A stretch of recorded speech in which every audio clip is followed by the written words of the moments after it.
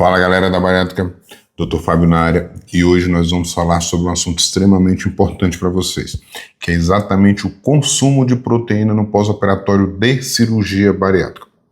Eu lembrei desse assunto porque eu estava lendo um artigo aqui que ele fala exatamente sobre isso. Foi feito um estudo onde pegou pacientes em pós-operatório de bariátrica e para esses grupos de pacientes ele foi dividido em dois, o grupo A e o grupo B. Tanto o grupo A quanto o grupo B, eles eram orientados a fazer o mesmo padrão de alimentação. O que diferenciava o grupo A do grupo B é exatamente o consumo de whey protein. É isso mesmo, tá? Os pacientes do grupo B foram orientados, além da dieta padrão, fazer um consumo de uma quantidade X de proteína na forma de whey ao longo do tempo, ao longo do seu dia, ao longo da sua dieta. E qual foi o resultado disso? Esse grupo que consumia whey protein, eles tiveram uma tendência menor de reganho de peso após a cirurgia bariátrica. E além do mais, eles tiveram um nadir, que a gente chama que é o peso final, também uma perda maior ao longo de todo o processo.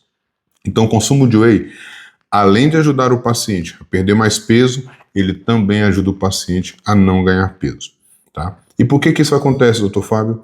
Exatamente pela massa muscular. Quando nós consumimos uma quantidade suficiente de proteína ao longo do dia, nós protegemos a nossa massa muscular e nós perdemos uma quantidade menor de músculo. E isso faz com que o nosso metabolismo fique mais alto, fique maior, tá? Por exemplo, eu tenho 45 kg de massa muscular. Meu metabolismo basal, ele gira em torno de 2.400 a 2.500 calorias dia. Eu já tive, uma época da minha vida, 35 quilos de massa muscular. Quando eu tinha esses 35 de massa muscular, o meu metabolismo era de 1.800. Então hoje, com 10 quilos a mais de massa muscular, ele é praticamente 700 calorias a mais. Então isso me permite consumir 700 calorias a mais, porque eu consumo mais energia ao longo do meu dia. Então essa é a diferença de quem consome whey de quem não consome whey.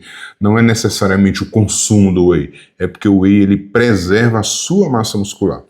E quando ele preserva a sua massa muscular, o que acontece? Naturalmente você vai gastar mais energia ao longo do dia, naturalmente você vai emagrecer mais ou você não vai engordar. E vai além, tá? E vai além dos benefícios somente do ganho ou da perda de massa muscular. Quando nós estamos falando de whey também, nós estamos falando de cabelo quebradiço, pele seca, unha fraca, entre N outros problemas. Que, por exemplo, se você perde também mais massa muscular ao longo desse processo de perda de peso após a cirurgia bariátrica, o que vai acontecer com você? Naturalmente você vai ter uma sobrecarga talvez um pouco maior depois em suas articulações, porque quanto menos massa muscular, menos minhas articulações vão estar protegidas, então naturalmente vai ter um desgaste maior também nas suas articulações, vai ter mais atrito ali, porque o músculo protege as articulações, porque ele sustenta. O que dá sustentação para o nosso corpo é a coluna vertebral, por exemplo, junto com essa musculatura que a gente tem. Então se você tem um problema de coluna, tá? Estou dando um exemplo aqui. Por conta do seu peso, e você vai fazer a cirurgia bariátrica, e você perde muita massa muscular, naturalmente essa sua dor depois da coluna, esse seu problema da coluna vai continuar, ou pode até mesmo piorar, porque você vai acabar perdendo muita massa muscular, tá bom? Além disso, flacidez. É óbvio que quanto menos massa muscular eu tiver, mais flácido vai ficar a minha pele, porque eu não estou consumindo whey. Quando eu não consumo whey, naturalmente eu não consumo colágeno, então minha pele fica flácida. Aquele tecido de sustentação, ele não vai sustentar. Tá? Aí você diz para mim, doutor Fábio, eu odeio whey, eu não consigo tomar whey. Dá um jeito, acha algum modelo de whey, algum tipo de whey. Por exemplo, o pessoal tem muita resistência ao whey protein, que é o whey da proteína do leite. Independente se ele é isolado, se ele é concentrado, se ele é isolado, se ele é concentrado, isolado e hidrolisado, são essas três categorias que a gente tem.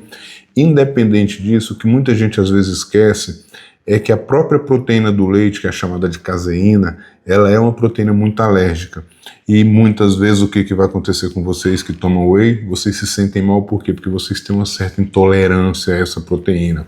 Então, naturalmente, vocês vão se sentir mal mesmo, tá? Existem alguns wheys de colágeno, tá? Que é da proteína do colágeno.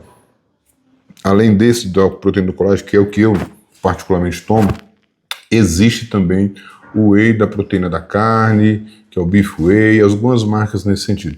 Então procura aquele que você mais se adapta fora da proteína do leite. Tá bom, pessoal? Forte abraço.